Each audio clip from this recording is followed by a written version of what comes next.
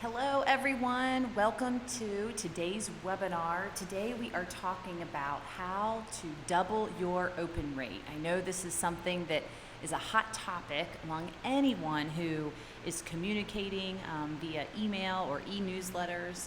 So we are here, Circle team is once again here empowering you and your organization to engage like never before. So a few housekeeping rules that I always like to go over before we begin. If you have a question at any time during today's webinar, there is a chat box at the bottom of your screen. Feel free to put in your question there and we'll make sure we get it answered. We'll be taking questions live. Also at the end of our time together today, if you are sitting here and you're watching this and at the end you might think, I wish my entire department could have seen this today. Well, we are recording it, so we will definitely email you a link with some highlights. This isn't your typical webinar. I always like to share sort of our philosophy behind webinars. You are super busy. I've sat through a ton of webinars and it's like the 5 secrets for this or the 7 steps for this, but I got to listen to a 2-hour webinar to get to the answer. So we don't do that. This webinar is going to be 30 minutes or less. Each slide is really meant to provide value to you. It's meant to really arm you with information that you might have to take back to your director or your boss. And also we just cut right to it and give you the answers to the test. If you have technical difficulties at any time today, please call the number on your screen. We will have an engagement specialist on standby. If your sound isn't working or if your screens aren't advancing, feel free to call us. And lastly, let's keep the conversation going. We'd love to hear your feedback. Give us a shout out. Our Twitter handle is @CircleNews. So this is me. My name is Sarah Jackson. And I like to share just a little bit about me so that you can see the different hats that I have worn. I have sat in your seat. I've worked for our local Chamber of Commerce here in Northern Kentucky. I've worked in the marketing department for the Cincinnati Bengals, our local NFL team here in Cincinnati, Ohio.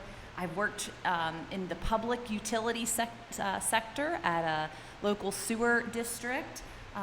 And I've worked for a school district in their marketing and public relations department in a position that I had created to really bridge the gap between businesses and schools. So, the thing between all 4 of these entities and the jobs that I have had and sort of the journeys that I've traveled is we were always charged with sending out an e-newsletter, with keeping that connection with our audience and truly engaging them. And so this was always an issue and a struggle for me, and I'm going to share with you all of the secrets that I learned and all of the insights to really get your audience to lean in, engage, and sustain that relationship with them. Again, in the old days when I was working at each one of those entities, we were concerned about our open rates. And from a communication perspective, the communication marketing department is constantly feeling this pressure of what are they opening? What are they clicking? What are they liking? What are they sharing? Who's unsubscribing? There's a lot of guesswork, it felt like, when we were trying to figure out what to put in our newsletter. What content did we know was going to resonate or not resonate? There was a lot of design time, I felt, laying out the newsletter.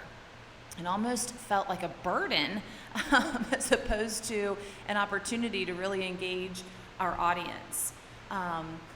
We struggled with this, developing content, getting on a content schedule. I remember even just sort of walking around and asking, does anybody have anything you want to put in the newsletter? So it just became sort of a heavy burden for the team to consistently develop the newsletter and to get it out. And then if we got a 20% open rate, I would be doing backflips. The national average is still hovering around 22.5%. But my goodness, 80% of the people still are not opening all that we put together. And all the while, when you think about this and you're thinking about all these pain points, we're getting pressure on what is the ROI for all of this stuff that we're developing.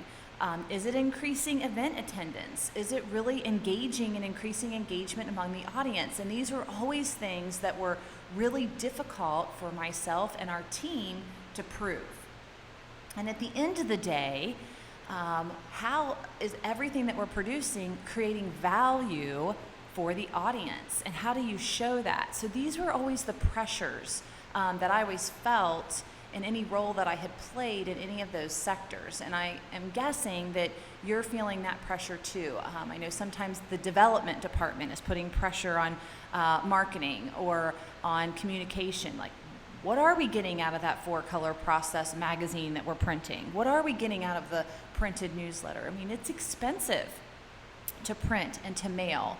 What is the value out of that, and how do you measure that? How do you know what goes in each of those publications? So before we go on to sort of jumping into the answers to the test and the insights that we've used to really help increase engagement among our audience, I think it's important to understand why things are the way they are. Why is it that nationally people are only getting around a 20% open rate? What is going on? Well, the good news is that your programming and your content is really is doing fine. It's not anything on your end. It's not your fault. It's just that your audience has changed. And you might not be aware of all the ways that your audience has changed, but I'm going to tell you so that this gives you insights into sort of what the landscape is now. First, people are underwater. They are receiving, on average, 88 emails per day. Think about your own life, right? You might even look at this and think, I wish I only received 88 emails a day. But on average, that is what people are now receiving. So you are really competing for that inbox real estate. What is going to make your audience open up your newsletter as compared with 87 others? So this is something to keep in mind. The other thing that everyone fears is the dreaded unsubscriber. Why are they unsubscribing? Well, they are perceiving that what you are sending them is not relevant, or it's pages and pages and pages, and they have to sift through it to find something relevant, right? They don't have time to do that. They might be viewing that you're sending too many things. I know we've worked with several organizations, and they're sending 4 and 5 newsletters from different departments to the same audience. So their audience is getting frustrated, and they're feeling like you're bombarding them. The third reason is that it's not in a style that they prefer. If they open it on their tablet or their phone and that communication is not responsive and it looks wonky, there's very low tolerance these days for people to sort of, figure out how to get it to look good on their screen. So they might not prefer the style, how it looks. Again, your audience, because they are so underwater, because they are sifting through so many emails, they simply just don't have time to be fooling around with the things that you are sending them. Also, they're frustrated that it's not matching their interests. So it's not meeting an immediate need, they're not seeing an immediate benefit, they're not seeing the value of what you're sending. Here you have on this screen, if anyone remembers the Breakfast Club, 5 kids, they're in the same city, they're in the same school, they're in the same class, but they're very, very, very different. Your audience is the same way. Depending on their life stages, they're going to have different interests, and the interests are constantly and rapidly changing. So the question becomes, how do we keep up with that? If communication is all about knowing your audience, how do I know them and how do I get to know them? The other challenge is this generational gap, right? You've got everybody north of the baby boomer age who I'm sure are still even griping that they want the same printed newsletter that they've always received, right? Down to the millennials who have very different expectations about how you communicate with them. This is a generation that doesn't know a world without Pandora, without Netflix, and they're thinking, well, Pandora knows what music I like, Netflix knows what movies I like, how Does my school, my university, my church, the nonprofit that I've served, 120 hours, how do they not know me? So millennials have a very different expectation as to how you're communicating with them. Now, on all these things, you can go it alone and take this list that I'm about to give you and really think about the tools that you currently have in your back pocket that you might be using. But I wanted to sort of just get right to it and give you a list. As if you're going to double your open rate, generally these are some things that you need to be thinking about doing or asking yourself. Is our department, is our team, or maybe you're a team of one, I have been there, you need to really start asking yourself, to account for all these changes of my audience, are we doing the following? The first one is, are you customizing the experience of your audience with you through data? You are going to have to start to use data to really get insights into your audience so that you can start to get to know them. So this guessing game has to end. You can't guess, well, I think these 5 stories should be in the newsletter and I think this one should be at the top. That doesn't work anymore, because as soon as you miss with one of those audience members, they are going to tune you out. They're not going to open it, or even worse, they're going to unsubscribe, and then you legally can't reach back out to them. So one way that you can get to know your audience is by surveying them, surveying what their interests are. This one-size-fits-all communication strategy, again, that does not work anymore. You really have to personalize the content that you are writing, that you are producing, based on your audience interest, and really get them to see the connection between their interest and what you're doing. Your communication should be responsive. What that means is that it should look good whether people are pulling it up on their PC, laptop, their tablet, their mobile phone. So you need to make sure that all of your communication is responsive. And then you need to think about, how am I going to create value? What are we going to give to our audience that provides a benefit to them so that they will want to keep coming back for more and really see our organization as saving them time or giving them something of value? Your communication should be on your audience's frequency, on their schedule, and in a format that they prefer. Again, you can do this by surveying the interest of your audience. And then you always hear this, always be testing. And you'll read this in all the different blogs and industry news, to be testing this subject line and that subject line, and to see what's resonating the most, and to really dive deep into all this data and figure out what is really resonating among each segment and sector of your audience. Now, I know what you are thinking, because I have been, again, in the same seat that you've been in, and again, would read every industry news and every industry blog, and would get the top 20 things to double your email or your newsletter open rate. And I would be sitting there thinking, how in the world am I going to do all of that? Is it even realistic? I would never have enough time to A/B test all the time. There's no way that the way that we were structured, or the amount of staff that we had, that we could even survey our audience interest. It just wasn't feasible. Plus, it was going to be a ton more work. How do we do that? How do we react that fast? And if the audience interest is constantly changing, then does that mean we always have to be surveying our audience? How do you do that? And the issue is, you've always got this pressure on, what is the return on our investment for all of this work, all of this time, all of this digging into the data, everything that we're producing? We were constantly getting pressure from different departments on all of the marketing and communication that we were putting out. So you have to do that list, you have to do that stuff to account for the ever-changing ways of our audience. But how does somebody do that with limited resources and limited staff?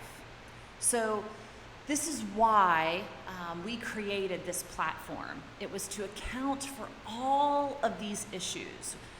The Circle team really saw an opportunity to create a solution to help people like you sitting in your seat really crack the code and build something that would empower you to cut through the noise. So our solution is our platform called Circle. Now, we're at a point in the webinar where if you already have a tool that you use, a platform or technology, great. Keep doing what you're doing and go by that list, and you will see increases in your open rates. If you don't have a tool, then you can check out ours. We are an extremely affordable solution. I just want to show you how it works, and you can see if it's a fit for your organization. I'm happy to allow you to test it to see if it would work for you. And if you're like, I'm good, I'm going to hop off now the webinar, that is totally fine, and be on your way. Good luck with personalizing all of this information for your audience. It's extremely important in this day and age in order to cut through the noise. But here's how our solution works and how our platform works. We take all of the amazing content that you're producing, because the fact of the matter is your organization has amazing opportunities and amazing events and amazing things to say, but a lot of folks aren't going to go to your website to read it, right? So how do we get all of that content? How do we get eyes on that content for people to see it? So we take all of your content, no matter where you're posting it. It could be on your social channels, Facebook, Vimeo, YouTube. We can use your content management system, or you can post things directly into Circle. Then we take each piece of content that you are producing and we decipher, what is this about, right? And we tag it appropriately. And then we don't stop there. We cross-reference that with the individual interest of each audience member. And that's where the magic really happens, and really what makes Circle unique from other platforms. So we've got your content, we've got it tagged appropriately according to the interest of your audience, and that becomes one of 6 pieces of information that fuel all automatically, all on the back end, all on your behalf, that fuel this personalization engine. So again, we got the content, we've got it tagged. Then we're going to explicitly ask your audience, what do you care about? These are topics that you get to choose that align with your organization. Then we're going to ask your audience their schedule. So again, instead of Googling when's the best time to send out an e-newsletter, we're just going to ask your audience, what time would you like this information? Then we're going to ask them what format. If you are that baby boomer that wants that beautifully laid out newsletter, great. If you're the millennial that just wants headlines, great. The point is that the site can automatically serve the content up when they want it and how they want it delivered. Then we have behavioral analytics, sort of machine learning on the back end that really watches the implicit interest of your audience. I may never have told you that I love everything innovation and tech, but everything that you're sending and that's coming out from your organization that pertains to that topic, I am reading. So the site knows this person wants to be made aware of stories and content and events on technology. So the site will continue to order stories up in that person's area of interest. And then you can follow certain people. This works really well with universities that are reaching out to their alumni, and alumni want to follow certain professors. Again, depending on your organization, you might like this feature where certain audience members can follow different people in your organization.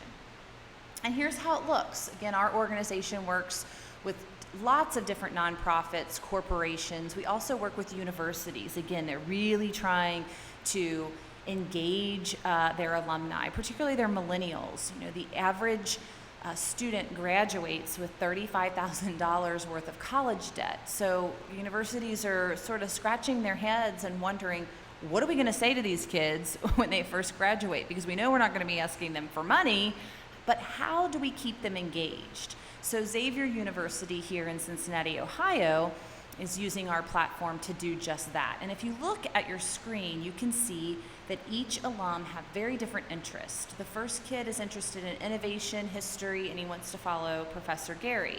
The second woman, she has similar interests, but she also wants to see 3D printing. And if you lean into your screen, you can see that her first story is going to be most engaging for her because that story matches most of her interest. However, it's the second story for the first guy.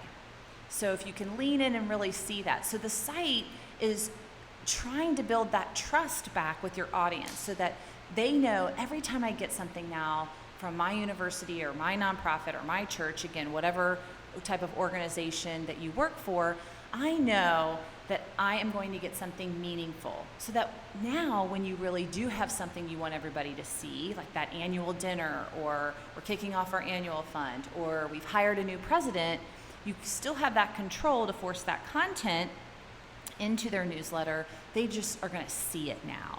So we really want that audience to build that trust with you, to really lean in and get them listening to you once again. Here's the flow of the onboarding, how it works. So we'll use an example from one of our local chambers here that is using our platform, the Anderson Area Chamber of Commerce here in Ohio. And when they import their members, in this case it could be any type of audience member, these are the topics that they picked. So each chamber member can pick what they liked. In this case, they're picking business strategy, network, professional development, and I'm a small business. And then they're going to ask them what schedule works best for you. Again, you set the default, but they can override it if they want and change the time and the frequency. Then they pick what style works best for them. We have 3 different styles. They can pick headlines plus, which is a little bit of a hybrid between the two, between headlines and traditional, or they can get that traditional, beautiful newsletter. And then they can share it to the world and really capitalize and help you capitalize on each one of their social networks. Because if you recall, we're looking at each individual piece of content. So if now a chamber member or an audience member sees just that one thing that they want to share, they can just share that one piece of information out to their Facebook friends or their Twitter followers, and it really starts to propel this virility that will help increase and grow your list. So this is what now I will see in my inbox. My subject lines are all personalized according to my interests. This particular issue that I'm getting from them is highlighting stories that are in my interest, business and technology. And this is what they look like. Here's another one that the Claremont County Public Library. I have little children, so my news is going to be about their kids programming and their summer reading program. And then the newsletter, if you, again, lean in, you can see on that first newsletter, it says, hey, are you interested in professional development, community development, community engagement? And so what happens is all the content that I am not following, the site is going to ask me, hey, are you interested in this? So you still maintain all of the control. It's all your branding. It's all coming from you, and it's all responsive. It looks good no matter where it shows up. So this is really where the circle magic happens. Right now, you may only have a few pieces of information about your audience. You may have their first name, last name, and email address. What Circle does is really fill in the rest of that full picture, that full personality of each audience member. And the cool part is we can integrate that back into whatever CRM that you're using. So now your email list becomes transformed into this amazing searchable asset database. So planning that golf outing and the registrations are sort of low, you can now search who in our audience loves golf. And all the people that love golf will appear. Or say you need a certain type of speaker in a certain genre. Who is everybody that is interested or has the skill of branding or marketing? We're going to bring in all of our small businesses and do a little branding workshop for them. The point is, you now can engage people based on what they love and they care about and provide that value back to them. We provide amazing insights. This is again where we start to veer from some of the other newsletter platforms where we really dive in deep. Each content piece, because it's all individualized, gets its own engagement score. So we're going to tell you these are the things that you're saying that are resonating the most with your audience. These are the things that you're saying that are resonating the least with your audience. We're going to give you the top content interest areas of your audience. We're going to tell you, hey, you posted that one story on female leadership. Everybody loved it. You haven't talked about that in 30 days. So we're just going to give you the answers to the test. We're also going to give each audience member an engagement score. So you're going to know who's the most engaged, but more importantly, who's the least engaged and what that person's interests are. So corporations who are using this from an internal employee engagement tool can really see, wow, this person was engaged and now they're not. It becomes a predictor for who might be leaving the company. It's really expensive to lose people. Or we have a donor, right? If I'm a nonprofit who has been really engaged and now they're not anymore. A lot of our organizations who use this, if their board members fall out of the top 30, they now know it immediately. So we give you really great insights and really easy to read screens. You don't need a degree in Google Analytics to figure it out. That really just gives you the answers to the test so that you can be much, much more effective in how to engage your audience. With the Xavier, again, they started at an open rate of 19%. They were using Constant Contact. Now they are above 50. And their click-through rate, we really wanted to see, are they engaging with the information that they are receiving? And now they are at a 12% click-through rate, and we've nearly eliminated their unsubscribes. We've sent out nearly 4 million personalized newsletters of over 400 organizations on Circle. And so you can see where our open rates just are knock the national average, out of the water. And while I am extremely proud of that on a personal level, I always share this slide to show people, look at our click-through rate, 22.9% compared to the national average. And I want to point this out again because I'm so passionate about this topic that if you use Circle or not, I always wanted to show people that personalization is working, that no matter what tool you use, make sure that you are going down that personalization route. Now, one thing that we're not going to spend a lot of time on today, we'll be doing subsequent webinars about how to engage your business partners and your sponsors.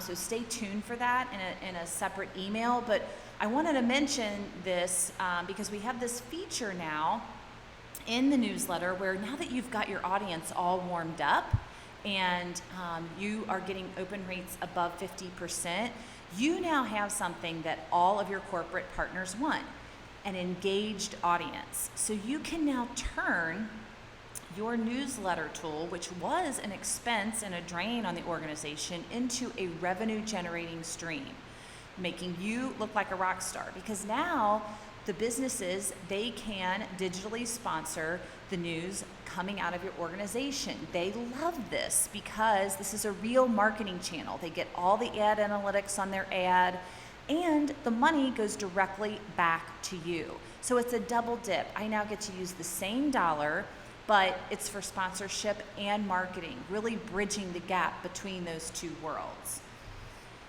How easy is it? So we have made the ease of transition from hopping from one platform to another extremely easy with our process and our engagement planning process. We are now going to save you time. You never have to design another newsletter again. And it's less work because the site is automatically going to order up the stories in the order of what's most engaging to what's least engaging for each member of your audience. Again, the #1 trend in media for 2016, it is personalizing your content for your audience. That is the route that you need to go. And that, my friend, is how you are going to double that open rate. You're going to now be able to get the right message, the right content to the right person at the right time in the right style that they prefer it in. So if you're interested in learning more, like I said, our process is we know people have been burned by software technology. That's why we really choreograph this experience where you can test it risk-free to make sure that it does everything that we say it's going to do. You can email me if you're interested in learning more at Sarah, S-A-R-A, at Circle, CERKL.com. And this time, we are going to open it up for questions live with our audience. Know that the way that we do questions, I know sometimes people feel shy. It's kind of like that third grade. Oh, I don't want to, raise my hand because I'm afraid I'm going to ask the dumb question. We'll repeat your question out for the audience because no question is the dumb question, but we just won't let them appear on the screen and be attached to your name. So at this time, who has our first question?